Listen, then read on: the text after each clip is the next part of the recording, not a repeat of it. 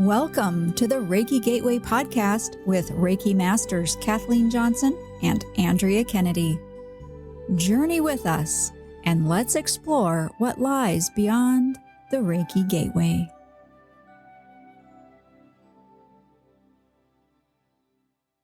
Hello, and welcome to another episode of Beyond the Reiki Gateway. This is Kathleen Johnson with my co-host Andrea Kennedy, and today's episode is all about energetic hygiene.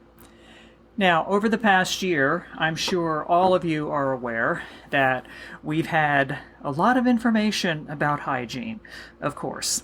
So now we're all involved in doing our part to control the spread of COVID-19.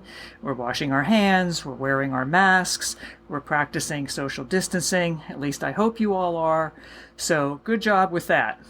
But we have to also remember that as energetic beings composed entirely of energy, we have to be mindful of our energetic hygiene in addition to our physical hygiene.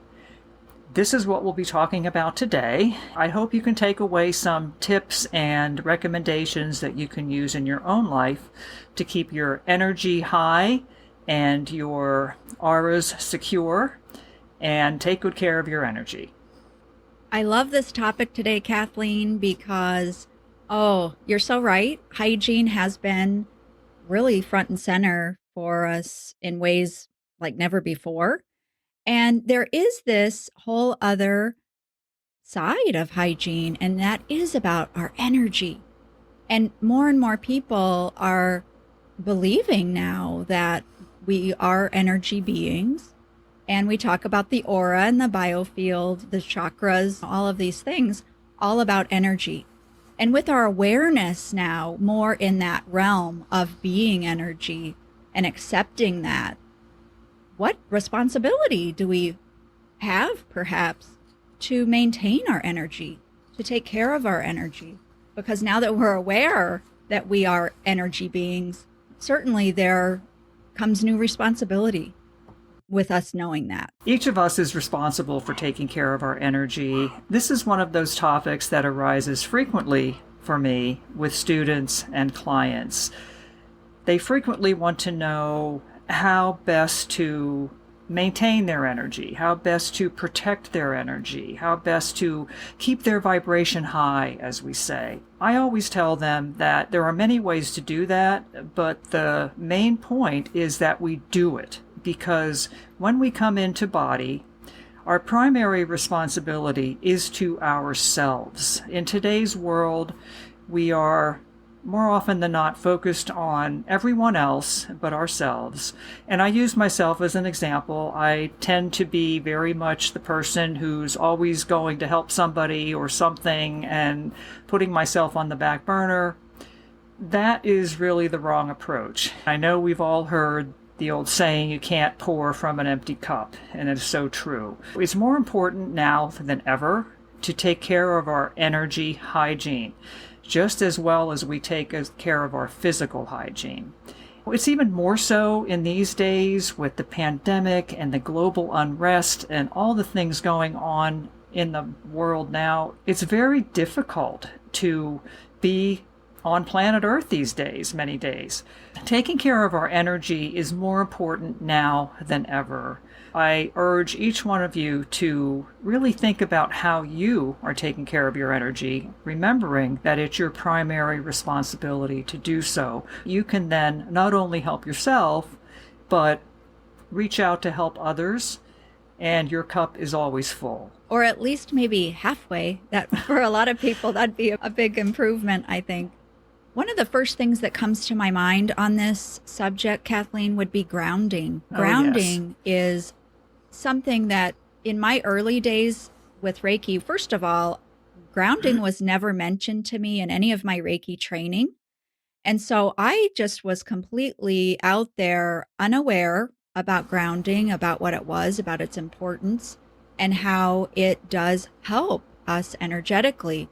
I just never got that instruction. I'll share this. How it really came home to me was there was a Reiki share where I lived that I found, and it was after many years of searching.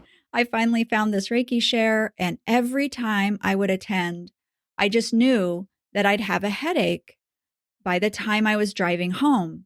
And I loved the going. I loved sharing the Reiki with the people and meeting them and just being around all that energy. It was beautiful, but I knew I'd pay the price. And finally, one day I was talking to another Reiki practitioner about it, and she said, "You need to ground yourself." And I thought, what is that? And then she talked to me about it, and oh my gosh, you talk about life changing. And then I never had an energy headache, is what I would refer to it. I never had that sort of headache again. And so if we help anybody out there with this today, I'll just be thrilled. Yes, I have run into that headache scenario myself, and you may have noticed this too, Andrea, since you teach classes. A lot of times back when I was teaching in-person classes, after the attunement or the placement, several of the students would always have a headache. And it got to the point where I started doing a grounding exercise with them after the attunement or the placement, because that's what they needed. They'd been doing so much work with the upper chakras and their spiritual centers that they had become ungrounded. And of course, a Reiki attunement or a Reiki placement is certainly going to cause that. So we used to do a grounding exercise after the attunement or the placement, and it made a world of difference. And of course, I always offered chocolate after that as well. And it's very grounding, chocolate, and it's also a really good reason to eat chocolate. So I know exactly what you're talking about as far as the headaches. Not that I need any more reasons, but yeah, grounding. You can ground yourself by eating some chocolate. So go for it. Something that came to mind while you were talking, Kathleen, is you had mentioned all of that work, the energy work, bringing the energy bodies, almost uprooting them and running more through the upper chakras. And what I'd like to share with the listeners is something even very practical. How does a person know if they're not grounded? Very often, headaches, as we mentioned. Right. But I just want to offer a practical example.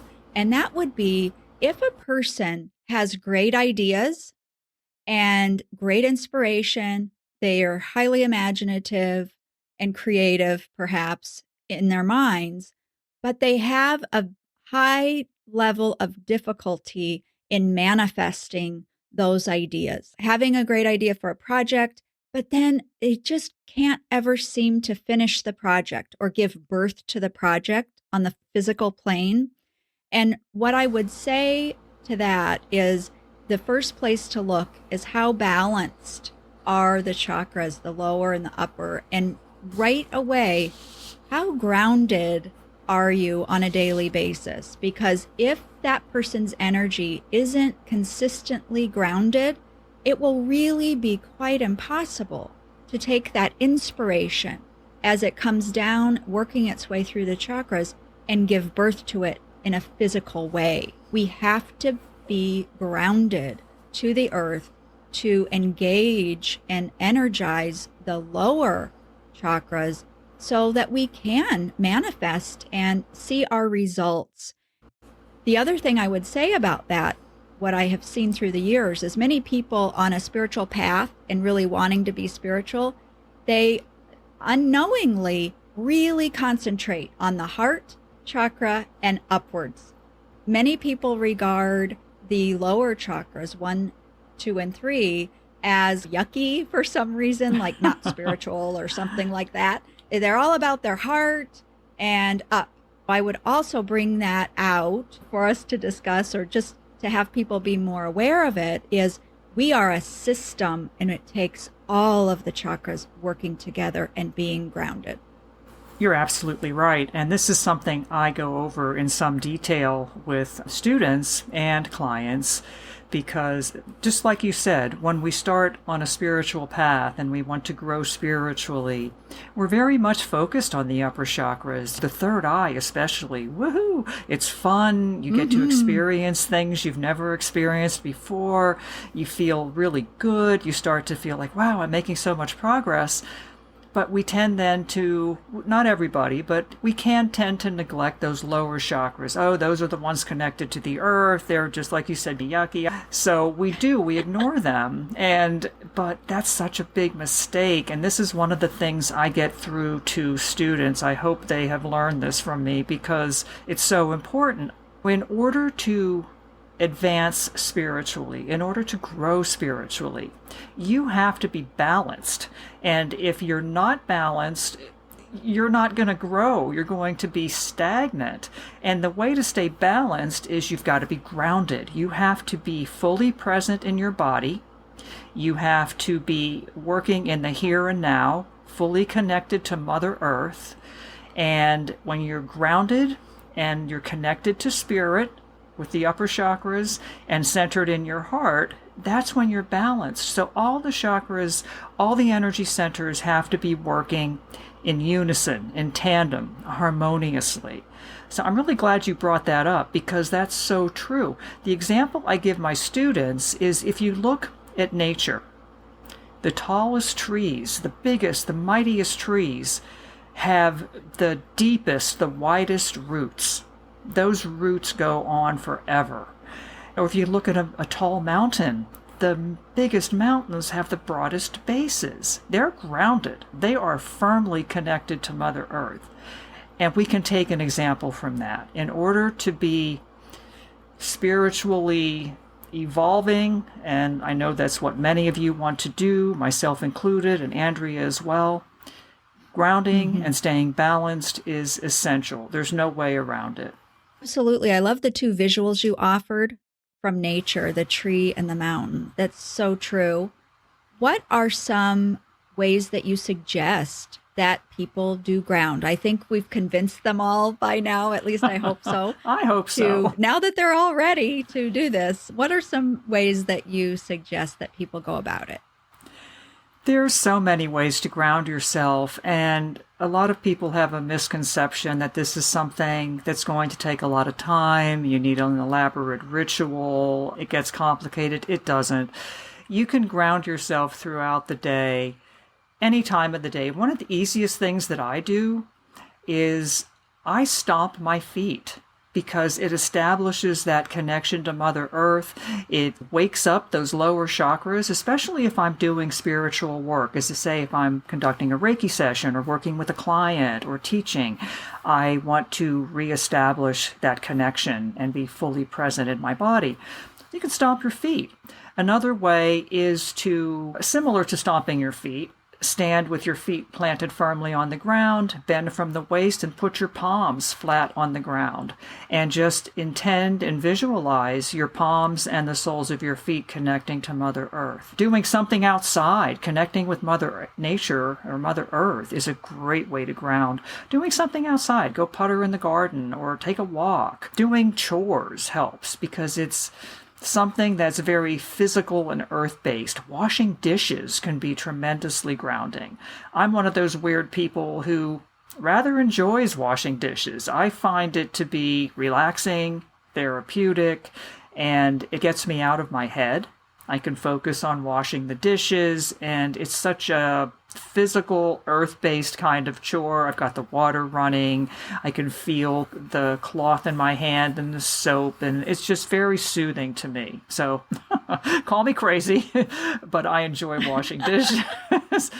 Well, in a reasonable amount of dishes, please. But yeah, there's so many ways to ground. And so you can get into fancier techniques. And I imagine, Andrea, that you have a few you could offer as well. But for me, I like to keep things simple, and I frequently don't have time to engage in a lot of elaborate grounding rituals. But there are some, if you're really feeling the need, it's important to honor that in yourself and go for it. Yeah, I agree with you for sure.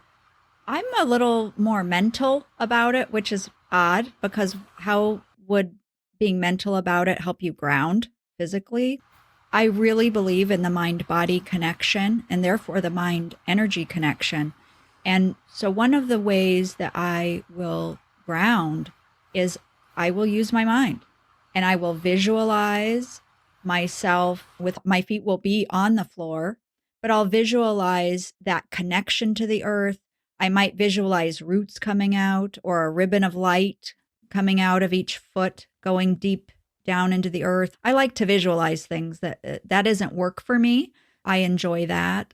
And I might also couple that, or just maybe even on its own, say an affirmation that resonates with me that establishes my intention to be grounded. And so it brings it into my awareness. And it might be something like this: I am in gratitude and give my thanks to Mother Earth for her always supporting me and connecting with me energetically. I release all I no longer need to the earth now. And in my mind, I will see energy flowing through me and out, through down my legs and out my feet to her. I'd like to make a little point about that.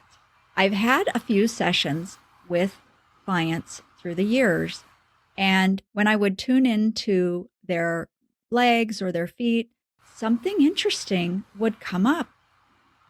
I would find a sort of reluctance on their part to ground to the earth, as if they felt that they didn't want to burden the earth. I don't know if that makes any sense, but it was almost like they were not really claiming their space, taking up space on the earth, and they didn't want to allow anything negative to go from them into the earth.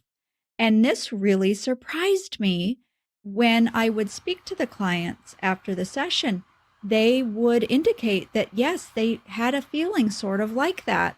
And I would let them know that this is the way it's set up for us, that the earth, just think about in nature, there are decomposers. When there's rubbish, so to speak, but on the earth, the decomposers come out and will decompose that. And they thrive on doing that job in nature.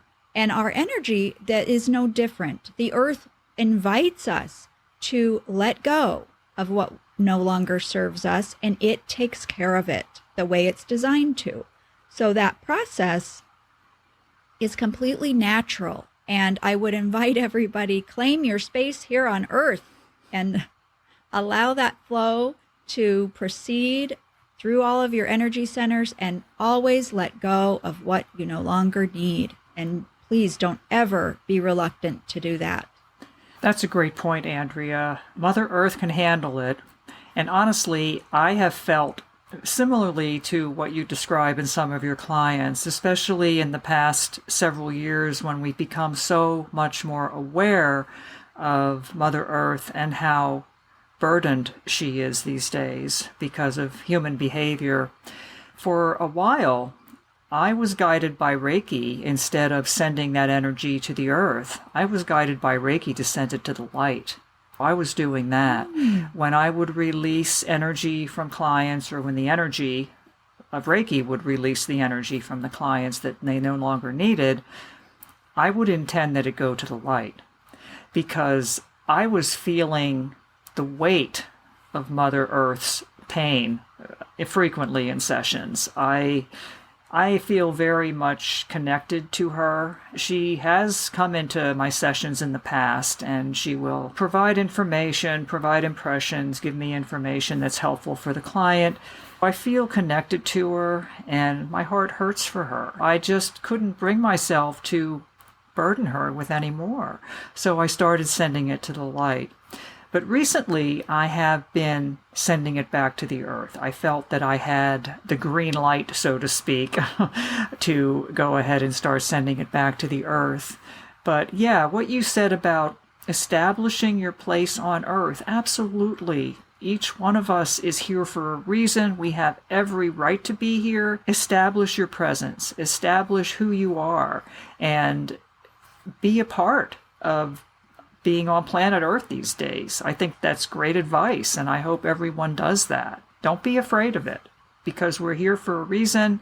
We're here for purposes that may be beyond our comprehension at this point, but make no mistake, we're each of us here for a reason. Another topic of a lot of questions that probably we both get, Kathleen, would be about energetic protection. Oh, this yes. idea of protecting our energy from other people or other circumstances, whatever it might be. And there's been a big growing, at least from my perspective, a big growth in how many times I'm seeing people refer to empaths or empathic abilities and things like that. And I think it all goes together under this umbrella of protection and protecting our energy field. And what would you like to say about that? Oh, I get that question a lot. In fact, I have a couple handouts that I had prepared specifically for clients, and one of them is about grounding that we just discussed. The other is about spiritual protection techniques, because I get this question a lot. It seems that many of my clients are empathic or identify as empaths. They feel the energy of everything around them much more deeply than someone who is not as sensitive. When I say sensitive, I'm talking about energetically sensitive. I myself identify as an empath, so that's probably why these clients come to me and vice versa, because we do attract the clients that we can best serve, and that's how Reiki works. But protection is so important, and I know there's a lot of different viewpoints and perspectives about it. I'd like to hear what you do, because I don't know if you identify as an empath. We've never had that conversation, so I just don't know where you stand on the empath or empathic spectrum. I suppose I am an empath, Kathleen. I just never really categorized myself like that, but if I see a list of empathic qualities, I'm pretty much checking off every single box on the list. So I guess I would be. And I am pretty sensitive to things, and it can be difficult at times, that's for sure. We do have challenges there. Back in the early days for myself, I was all into protection. That's what is out there. That's what I learned just by reading and listening to other people, this whole notion about protection. So I was pretty good about that. And it wasn't until, I don't know, a few years back that I really shifted my thinking about protection. I'll share an example with you, and then I'd love to get your perspective.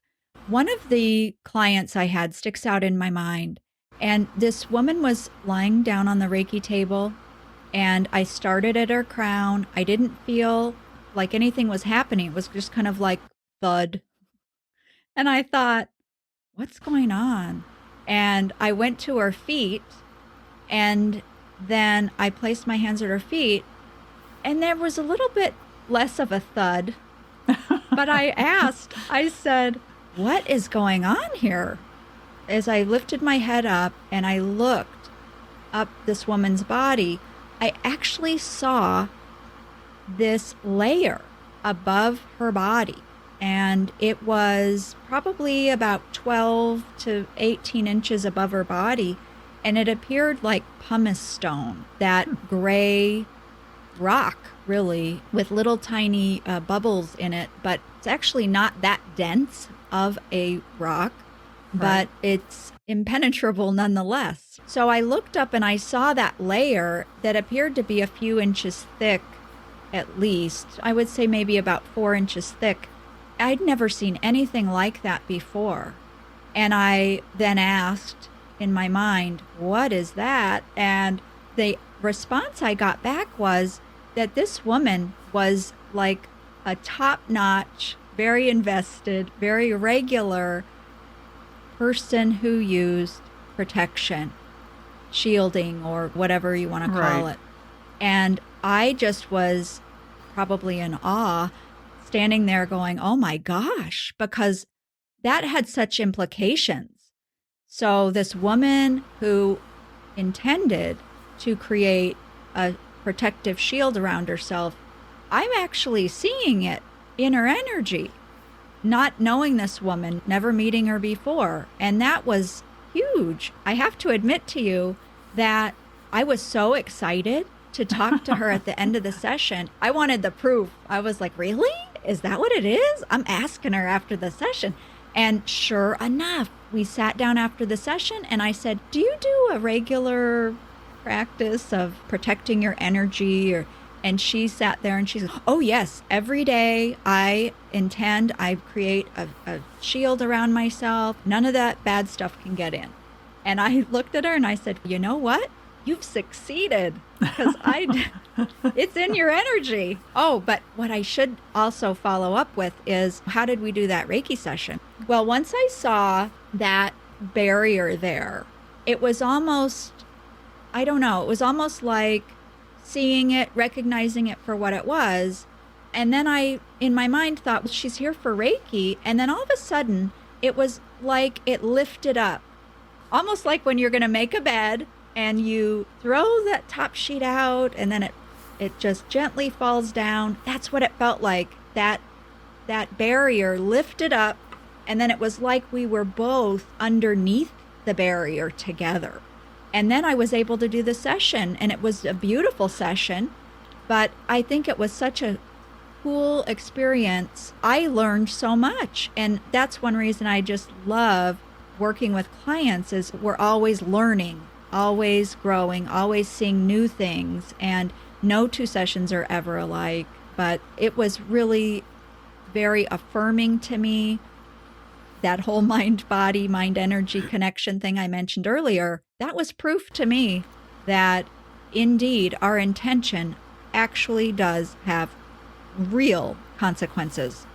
Oh, there's no question about it. And this client of yours must have been very invested in protecting her energy. But what I was hearing when you were talking about that is, she didn't so much protect herself, but build a wall around herself. I have to wonder how that was working out for her, or how it is working out for her nowadays, because she's not getting a Reiki session 24/7. This is one of the things that I discuss with students and clients as well. Protection is great, and I recommend it, especially for people who are sensitive to energy.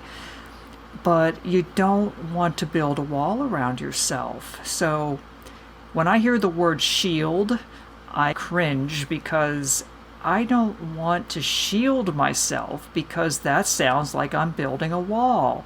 I want to have a filter, and that's how I explain it to my clients and students. And the intent of the filter is to allow in those energies that are healthy and compatible for my energy, and to keep out those energies that are unhealthy or incompatible. So the good stuff can come in, but the not so good stuff can stay out. And I think a filter, at least for me, gives me that perspective that I'm not shutting everything out, because that is ultimately very unhealthy. But you just want to allow the things in that'll help you to grow and evolve. And that's how I see it anyway. But my goodness, I'm wondering, have you had contact with this individual like recently, and how's that wall coming along? I'm curious. Well, I haven't seen clients for nearly a year in person, but that day in the office, you better believe I wasn't letting her get out of that office without talking to her about what she was doing to herself, because it was not benefiting her the way she thought it would. If people are moved to build a wall around themselves, and I've even heard of people putting mirrors around themselves and all kinds of things like that. It could get quite elaborate. But anytime you have a barrier around yourself, what you've done is you've created duality. And I would also ask you to investigate why it is that you feel that need. And I'll bet you that there's fear, an underlying fear. Of course. There. And so this barrier is created through fear.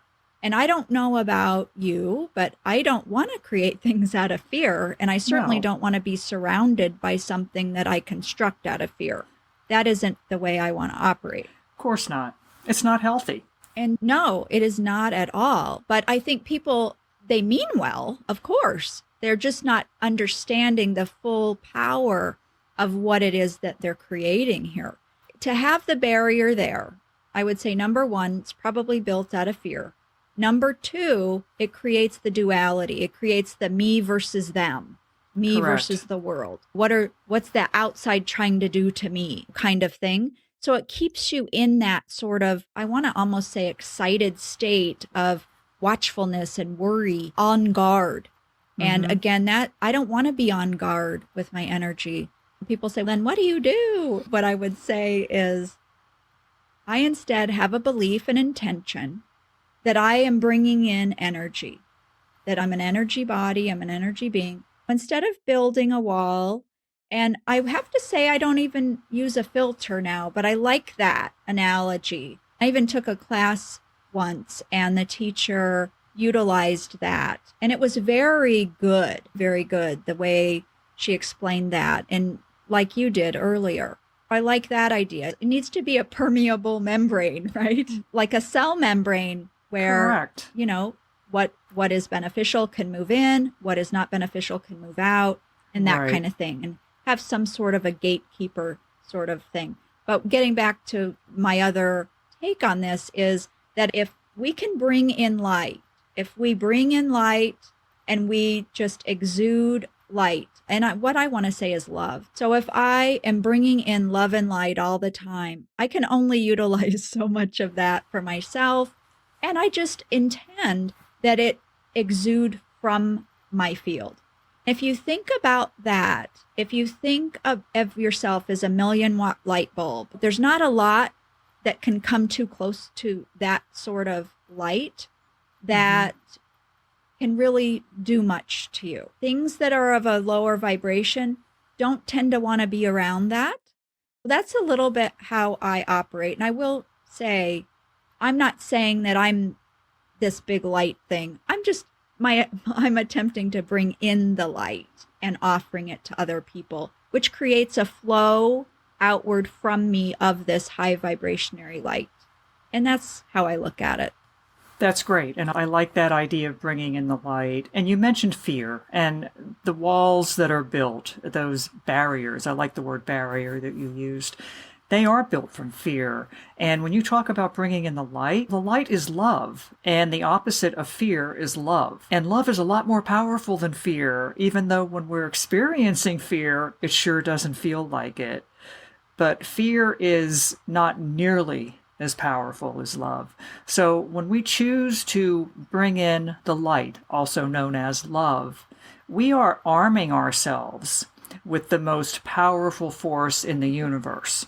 I think that's a really good example for our listeners and also for ourselves, because one of the protection techniques that I always recommend is to bring in the white light, basically what you just said. And when I talk about white light with clients and students, they immediately feel like, oh, this is a good thing because it feels divine and heavenly and very protective. And all I'm really doing and asking them to do is to surround themselves with love, because when they do that, it will raise their vibration. And when you're operating at a higher energy frequency, like you said, it's that 1,000,000 watt light bulb. Not that much can come close to it. And it tends to rebuff anything of a much lower frequency. And you don't want those lower frequencies invading your energy field. So it becomes a form of protection, although without the unnecessary building of a huge wall or barrier around yourself. And then it's also not about fear, it's about love. Exactly. And there's really only two emotions that we experience, and every other emotion flows from those two: fear and love. If you're not operating from love, then you're probably operating from fear, and you need to look at that and maybe take some steps to remedy that. This client you spoke of, she was definitely operating from fear. You mentioned something about duality. That was spot on. That's such a good way to describe it, because it just creates that feeling of I'm separateness, instead of the oneness and the connectedness that we truly all are. But as soon as you build that wall, it's okay, I'm here and you're over there, and that's where I want to keep you. And something else I think that can become apparent from this building of barriers and things like that is the lack of self confidence, perhaps, or trusting of the self. If we can believe that we'll weather the storms that come, we don't need to have a barrier there. If we know that the universe has our back, that the universe is cheering us on, and that we're co creators with the universe, if we can embody that and know that, well, then we'll be fine. No matter what life brings, no matter what people might come by and what actions they do, if we can maintain our belief and confidence in our ability to withstand things and to survive and to come out better for it, then I just feel as though that need for the barrier goes away. Exactly. When we talk about protection, what we're really talking about is maintaining and raising our vibration. Because when we do that, that offers protection in and of itself. How does that land with you, Andrea, to hear that? Is that something that you think maybe distills what we're talking about? I think so. But one other little thing came up, though, when you were saying that, and that was, but we cannot fear being in low vibration either. I see a lot in the spiritual community all about, oh, raise your vibe, high vibration, all about being in the stratosphere all the time. And yeah, I get that. But, we're humans and we go up and we go down, and that's normal and natural. And the lows help offer contrast, and it helps us even be able to propel higher and higher. It isn't a failure if we have low vibration moments, low vibration days, and when we go through things. That's not a failure, it's just life. But absolutely, with what you're saying, it is very much, I think, a spiritual journey for us that we often focus on the higher vibrations, being in the light and offering light to others. I totally agree with that. I just want everybody to know that we're humans too, and low vibration stuff happens. Oh, yes, of course. I myself recently had a low vibration day. I think it was Saturday. Very low vibration day. And I didn't beat myself up too much. But as you said, we are human, and we're going to have those days where we just don't feel well. But on those days, I think it's even more important for us to pay attention to our energy and what makes us feel better. Because when we start to feel better by taking care of our energy, which is super important, then we just naturally come back to our state of a higher vibration. And the lower vibrations tend to dissipate when we start taking care of our energy. And I think that brings us right back to what we were saying at the beginning, is why energetic hygiene is so very important. I mentioned that we each have a personal responsibility to ourselves, and in that is a responsibility to take care of our energy. That brings me to another topic under energetic hygiene, and that is intention. Now, you've probably already heard us talk a lot about intention in our previous episodes, because intention is something that is essential, and especially in energy work or any kind of healing endeavor, but it's also important in other ways in terms of energetic hygiene and setting the stage, if you will, for what we want to manifest. I'd like to share something that I do anytime that I am receiving energy, whether it be Reiki or any other sort of modality really at all, but I'm going to use Reiki as an example. Anytime I'm going to receive a Reiki session, Reiki treatment from another practitioner, I don't care if we're the best of friends or if we just met that day, I have the same intention. And that is when I lay down or when I get settled, when we're going to begin the session, I will say something in my mind such as this: I am open and ready to receive only the highest vibrations of Reiki energy that are in my highest good to receive at this time. And that is what I say because I'm taking responsibility in that moment to only open to that. We've said it before on this podcast, and that is that we're in a sea of energy.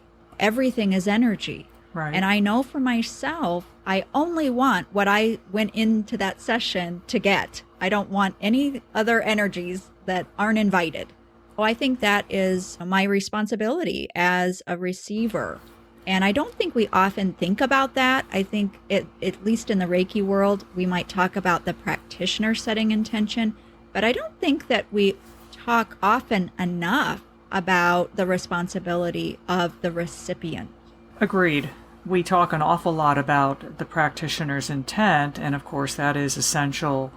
I too always ask that the client set an intention before the session, even if it's something very simple. And a lot of people will simply say, I ask that I receive whatever Reiki wants to give me today in my highest good. And that's fine, because Reiki knows what to do. Reiki is always going to address the highest good for that particular individual and will give that person exactly what they need. So just like you said, when you have a session, you always set an intention. I know that when I do self-Reiki, I set an intention. Very similar to yours, different words. I always set my intention that I be deeply healed and blessed, always in accordance with the highest good and whatever Reiki knows that I may need at this time. It's just very simple. The deep healing and blessing part is one I always offer for my clients before a session too, because I don't think it can get much better than that. You ask for deep healing and blessing in accordance with the highest good. From my point of view, that covers most of the bases. But I think considering intention on the part of the client is important. And as you said, it's that responsibility, that personal responsibility, that we take charge of our energy. Yes, and I really like this topic too, because over the years, I've heard people say things. I don't really like the term energy vampire. I get the whole idea about an energy vampire. And what that is a person who you might be around them and you walk away and you feel so drained and that kind of thing. And I've heard of situations like that. I've been in those situations as well. I think one of the things that can help us the most is awareness. And Right. knowing, here's this person who does this. And then setting intentions and really being present. When we have presence with these people, I think that in itself is a lot of protection for us. Right. We don't, again, I still don't believe we have to shield ourselves or anything like that. But I bring all of that up because there's sometimes this, I don't know, belief or something out there that people are victims of other people energetically. And that just frustrates me. So this is my tough love moment. I want to tell everybody, do not be a victim of anyone else energetically. There is no need, because you are powerful. You are connected to the universe. You have source energy just moving through you right this moment. And you do not have to be a victim to any other person's energy. Have clear intentions, take care of your own energy, and know that you are a powerful being. And you're not just going to take anybody's stuff, to put it nicely. And when you have that sort of intention, I just feel better just even saying those words. And I'm not even in that position. But if you have that intention and if you have that belief that you're powerful, and please do, because we're all powerful. Your power doesn't take anybody else's power away, but you've got it all. And there's no reason at all that anyone else, that you have to take energetic mistreatment from anyone else. And so clear intention and know yourself as worthy and powerful.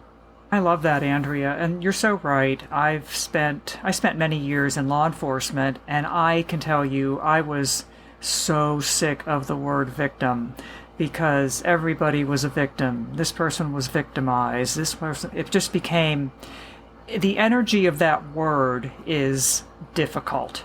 It just conjures up all kinds of unpleasantness and horrible things. I have been on a crusade for the past, lots of years to eliminate that word from my vocabulary. I use the word survivor, and because that has a much more positive connotation, a much more uplifting, and yes, I survived that, and that's awesome. It's not like I'm a victim and you're just cowering in a corner, which is the kind of image I get in my mind when I hear that word. And I've taken it even a step further recently. I think of people who have survived traumatic events to be thrivers. Not only did they survive, but they're thriving. And you talk about being powerful, yes, and it's not power over anyone. It's just being empowered, personally empowered. You're using it to make your way in the world as the best person you can possibly be. And that is setting an intention. Setting the intention that you're not a victim, you're either a survivor or a thriver. And whatever one you choose to be, maybe you're still at the survivor stage, and that's okay. You're working on it. But for goodness sakes, please don't refer to yourself as a victim, because that's going to keep you in that victim mentality.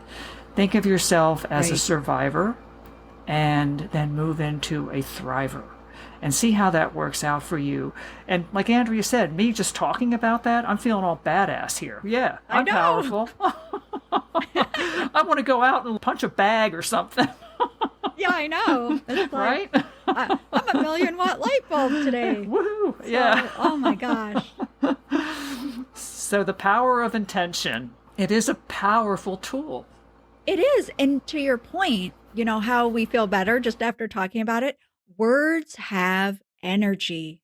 So true, right? Oh, yes. Oh, Not yes. only do our words help create, like the woman with her barrier that I the saw. wall. Her words, her wall.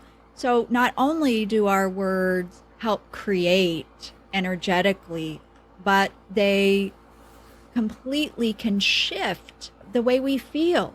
And of course, that's based on energy. But thoughts are things. Thoughts are creative. Yes. And that's one reason affirmations can be a powerful tool for people. But yeah, just those words, victim and survivor, thriver. As I say those words, I can feel the energy of those words. Correct. And it's a powerful thing. That's one reason I have to say, I never say things like, oh, it kills me when blah, blah, blah. Or it's such a pain when. I don't say anything like that. I very rarely use the word hate for the same reason. Same. And so I would invite our listeners to be aware of the words that they choose. And that can be a huge gateway to feeling better and creating better in your life, just in the words. And not only the words, but also when we talk to ourselves, what words do we choose to have that inner conversation with ourselves? Are they loving? Are they more fear-based? An interesting sort of experiment, if you will. It is. It is.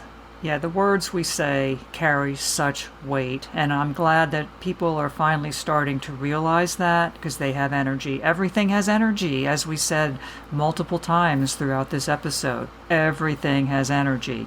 Words, of course they do. All you need to do is hear a word and think about how it makes you feel, then choose another word and think about how that makes you feel, and take it from there. You can use intention to maybe help you make better choices about the words you use. Intention with affirmations, intention with, okay, I intend that today I use words that are healthy and compatible with my goals. And see how that takes you. Intention is super important, and you can use intention not just in a Reiki session or a healing session. You can use intention in every aspect of your life, and you can use it in a way that empowers you and moves you forward and upward. So I invite you all to start incorporating intention into your life. And if you're a healer, if you work with Reiki or some other modality, or even if you're using healing for your own good and for those whom you love, start incorporating intention into your life, not just in your healing endeavors, but into every aspect, and see how things start to change for you. I think we're going to about run out of time here, Kathleen. But Wow. I wanted to touch on, I know it's gone by really fast, but It did. I wanted to just let's give them a couple of tips or ideas quickly about how they might clear energy just for their body. I don't really want to talk about spaces and all of that, so could be a whole nother episode, but what would be maybe your favorite one or two ways to clear energy when you feel like you need to? For me, I can't say I have a favorite. There are two I use pretty frequently.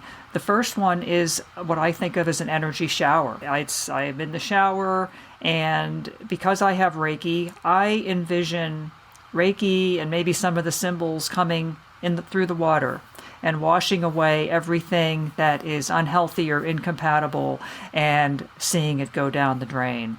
I love doing an energy shower, and one of the best things about that is you don't need to set another time to do an energy clearing because you're already in the shower. So Right. you're It's getting a super shower. convenient. Exactly, super convenient. You're already in the shower. So you're not only physically cleansing yourself, but you're energetically cleansing yourself. So I would say that's probably my favorite way. What do you do, Andrea? I do that too. Good. I really do.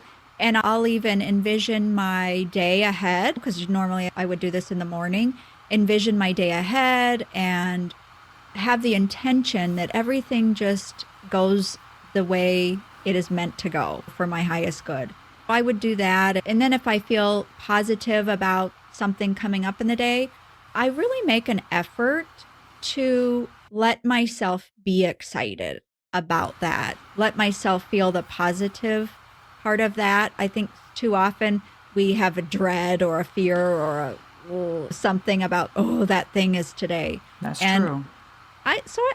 I try to balance that out by really savoring the positive moments and the positive things I have to look forward to, especially lately with everything that we've had to deal with. That's the truth.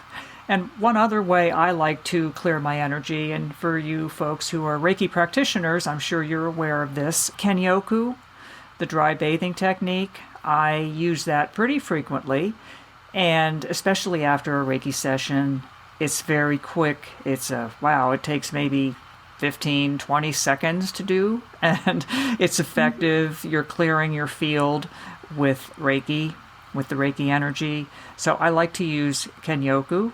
Also, hand washing is an effective way to clear your energy as you're washing your hands, which we're all doing this these days, most of a lot more than I ever used to. And I've always been very conscious of keeping my hands clean, but my goodness, my hands look like reptilian hands these days.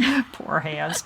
But anyway, when you're washing your hands, just envision that water taking away any energy that's unhealthy for you or incompatible and see it go down the drain. Similar to an energy shower, only you're just washing your hands. So those are some really easy ways to clear yourself that don't take a great deal of time, especially if you're washing your hands anyway or if you're in the shower anyway. And if our listeners have any other ways that they like to clear energy, or if they have any comments about this episode, boy, we'd sure love to hear from you out there. You can find the links in the show notes to get into contact with us and visit us over at beyondthereikigateway.com. If you'd like to listen to any past episodes, sign up for our email list and drop us a line. That would be great. We always enjoy receiving feedback from our listeners. It's a pleasure.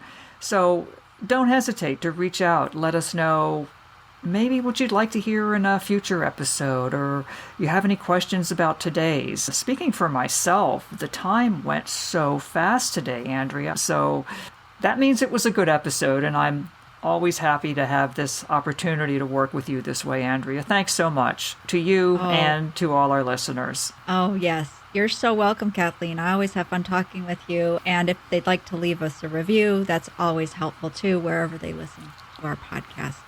All that being said, we hope you'll join us again. Thank you again for joining us. And we would invite you to return to another episode as we journey beyond the Reiki Gateway with Kathleen Johnson and Andrea Kennedy.